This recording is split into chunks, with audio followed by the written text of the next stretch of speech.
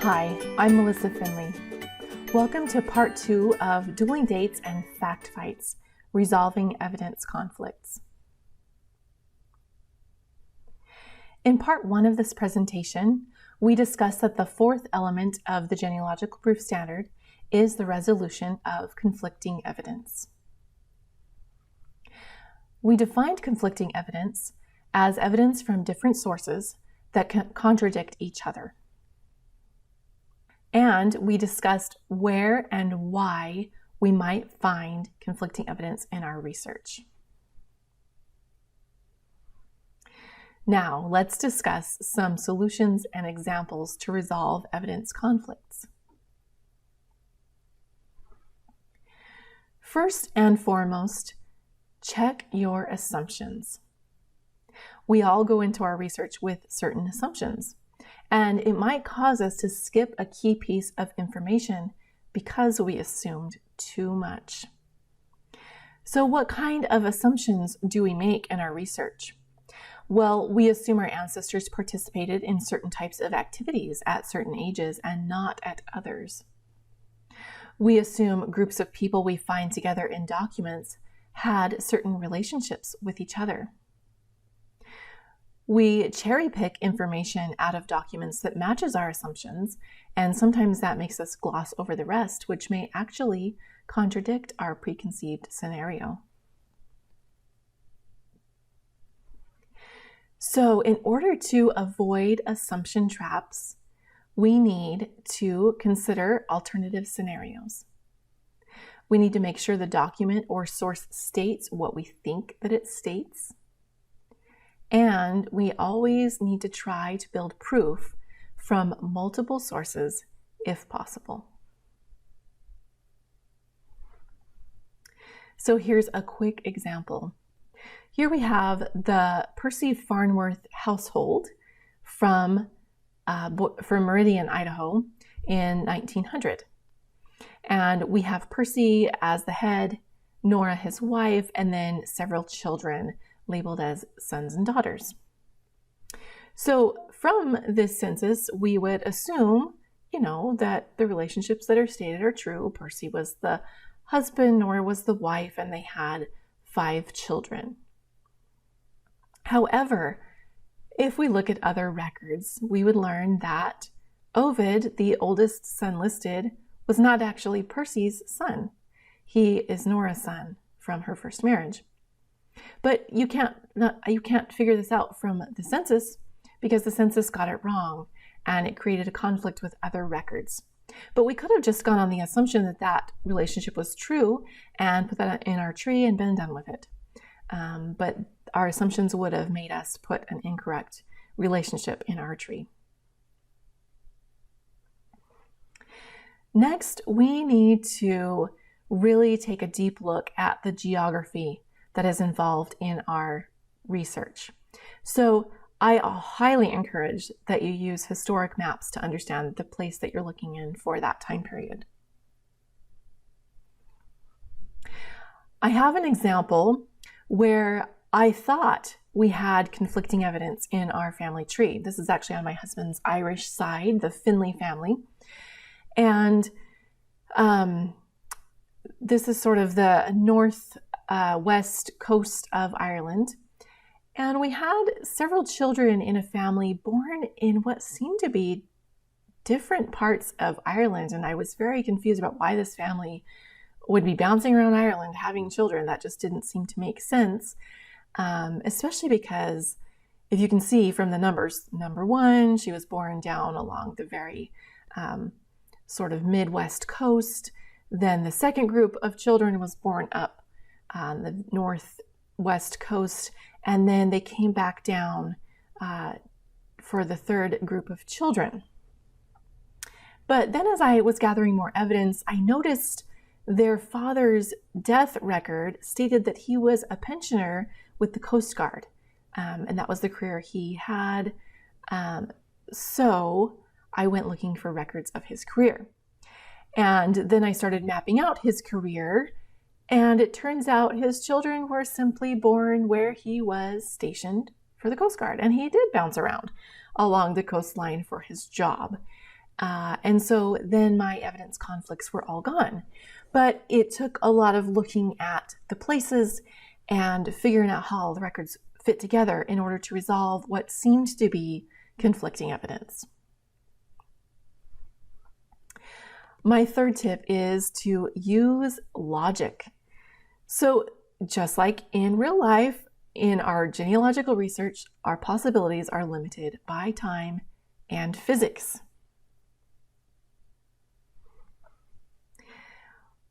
I was looking one day at a branch of my family tree that I had never personally researched. I looked at the Ellen Peterson family. I looked at her profile in Family Search, and I noticed that she had a lot of records from 2 different places in Denmark. So I probably won't be pronouncing these places right, but Torup and Rorvig. And I looked these up on a map, and they're not too far apart. They're only about 13 kilometers apart. So it's, she could definitely be traveling between those places at different time periods. But I wanted to take a closer look at, how these records kind of fit together. So I started to break them apart and analyze them. And here's how it broke down.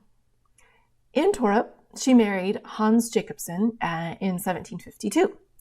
Then she appeared in Rorvig and married Lars Rasmussen in 1753. That same year, she was back in Torup having baby Jacob. And then the next year, she was back in Rorvig having Peter. Then bounced back to Eric in Torup.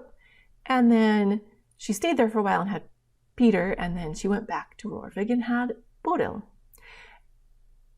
And I started to think, what? I think what we have here is probably 2 separate women who had similar names, and they lived nearby one another.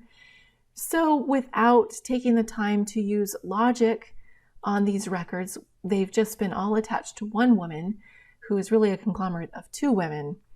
But as we look at all these records, we can easily divide the 2 women out into their own unique identities.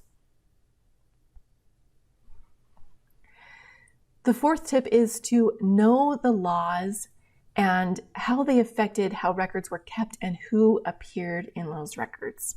I've already talked a little bit in the previous presentation about tax laws and how those affected who would have been listed in the tax lists from year to year.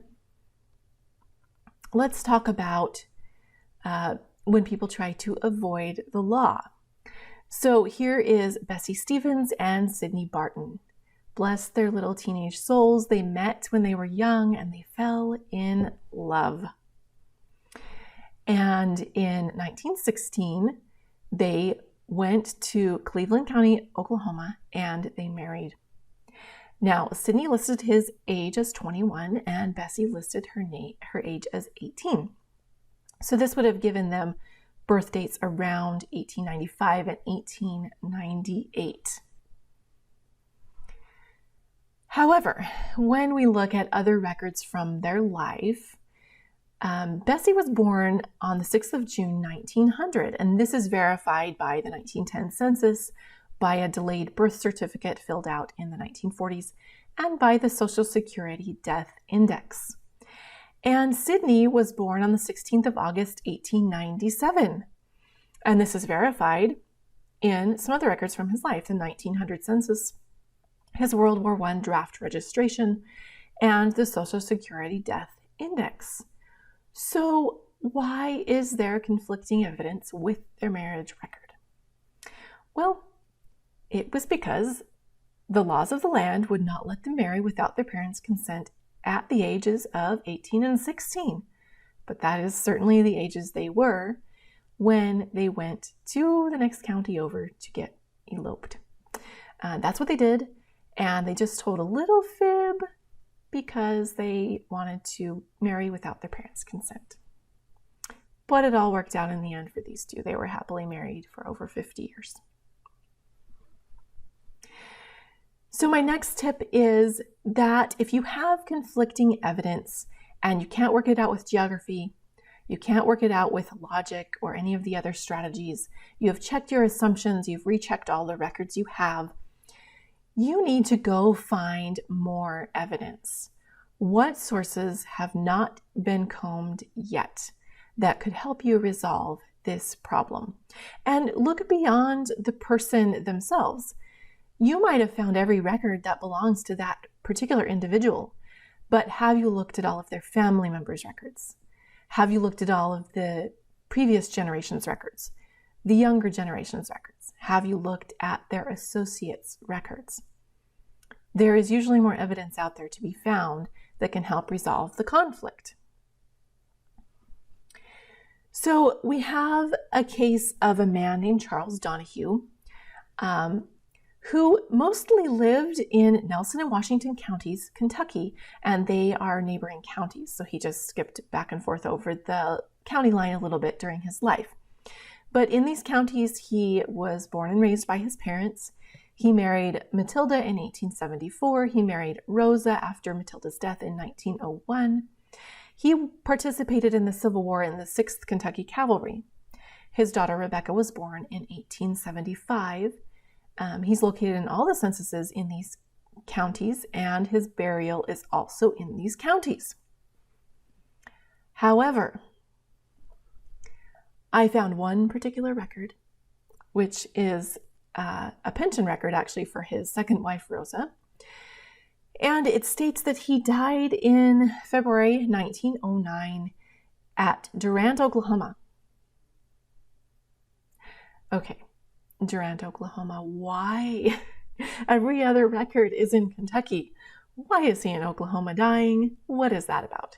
And then he's back in Kentucky being buried, and his burial, commemorates his 6th Kentucky Cavalry service, and he's near his first wife's burial. So this was definitely a conflict, and I had to figure out what was going on with this. So I had to keep digging, and I really felt like I had exhausted all of his particular records. I didn't know where else to go, but I kept digging. I was looking for all of the records from his wives, his parents, his siblings, and he had a lot of siblings, but nothing was really telling me why he had died in Durant, Oklahoma, if this was correct. And then I finally traced his daughter all the way to her death, and she died in Illinois. And here in her obituary, there's a little line that says, Mr. and Mrs. Thompson moved to East Texas, Kentucky, and from there to Durant, Indian Territory, which would have been what Oklahoma was at the time that they lived there, where they resided for a year. Then they returned to Kentucky, remaining there until 1913. So why was Mr. Charles Donahue, why did he die in Oklahoma? It was because his daughter, his only daughter, had moved there with her husband for a short period of time. They were only there for a year. And either he was living with her at the time, or he had been there to visit when he passed away and was brought back to Kentucky for his burial. So now that we have looked for more evidence, we have resolved our conflict, and we can, write up what we found and how we found it and why we know that that is an accurate place of death and why it makes sense now. Another strategy that you should use in order to resolve conflicting evidence is to compare and contrast until you can create a hypothesis or a proof argument to resolve the conflict. So in this case, we have Mrs. Donahue. I like this Donahue family. They have a lot of conflicts for me to resolve. I wanted to find out her time, her date of death. And I found, I looked in a Kentucky death index, which should have been kept during the time period in which she died. Kentucky was a little sporadic about keeping death records, but the years when she disappeared from other records should have been a time when they were keeping it. So I looked in the index for the death registers, and I did not find any entry for Sarah Donahue. But I couldn't find anything else about her death, so I decided I was going to do a manual search of this death index during the time period. And I found an entry that simply had the surname of Donahue. It said Donahue, female, married, resident of Bardstown, died in Bardstown. That's where this family lived in Nelson County. The date of death was 22nd of January, 1853. That was the time period when she disappeared, so it made great sense. And that she died of psoas abscess. Okay. Now that I had a more narrow time period when she probably died, even though I can't verify this as her yet, I went and dug in the newspapers. And I was able to find this little snippet from Thursday, January 2nd, published in the Bardstown Herald. So again, this is her city where she lived, from 1853. There have been 2 deaths from erysipelas in town since our last issue. Mr. Lucius Melvin and Mrs. Donahue, wife of Mr. Patrick Donahue. There are several cases still on hand, but no new ones so far we have heard. In that part of the county between Bardstown and Bloomfield, which has been so severely afflicted, we understand that the disease has greatly abated. Okay, this article was great. It told me a lot of things. First of all, that she died from erysipelas, that Mrs. Donahue was the wife of Mr. Patrick Donahue. And I had already researched Patrick himself a lot, and I knew there was no other Patrick Donahues in town during this time period. So that was a pretty strong evidence that it was her that had died. And then it also tells me that erysipelas was kind of a little epidemic in town. There had been a lot of cases and several deaths from it. However, there was also a lot of conflicts in these records.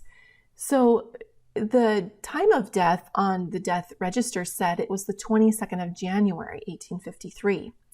But the newspaper article said January 20th. And then the cause of death on the register was psoas abscess, while the article said erysipelas. So which one was it? And then, of course, we have the fact that her first name was never stated in either record. She was just Donahue and then Mrs. Donahue and no first name. But I thought that, I think I can resolve these conflicts by really just comparing and contrasting and writing it up. And that is my last strategy for you. I think every time that you have conflicting evidence, you really need to write it up, what your conclusions were, or even if you haven't resolved it yet, just the conflict that you have, so that future researchers come along and say, yes, they noticed that conflict and they have addressed it in their research.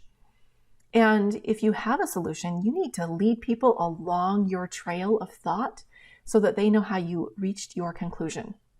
So let me show you just one example from the death records for Mrs. Donahue to tell you how I wrote this particular one up. An index search in the Nelson County, Kentucky death records for 1852 to, I said to 1953, but I was really just checking until 1860, yielded nothing for Sarah Donahue. However, a page-by-page search through the time period of 1852 to 1860 showed an incomplete record for a female Donahue, married, resident of Bardstown, dying of psoas abscess on the 22nd of January, 1853. This record, while compelling, could not confirm the date of the death of Sarah Donahue alone. A death notice dated the 20th of January, 1853, printed in the Bardstown Herald, did not provide the first name of Mrs. Donahue, but stated she was the wife of Patrick Donahue, the only Patrick Donahue in town. Her cause of death was erysipelas, which was widespread in the town at that time, the article noted. The dates on the 2 records conflict. The newspaper article was printed the 20th of January, while the physician reported the death was on the 22nd of January. Sarah likely died before the 20th of January in order for the news of her death to be printed by that date. The doctor was working with a local epidemic of erysipelas and reported many deaths sometime after they occurred. And I have that fact just from reading that death register. There's a lot of deaths that he recorded of that particular thing, all in a big chunk. While Sarah's exact date of death remains unknown, the records confirm she died in January 1853. The death cause is different in each document. However, the causes could be related to the same condition. Erysipelas results from a streptococcus bacterial infection, as can psoas abscess. Erysipelas typically causes painful red skin rashes on the extremities and is called St. Anthony's fire. Psoas abscess is a deeper infection of the streptococcus, usually in the lower back and upper thigh in the psoas muscle.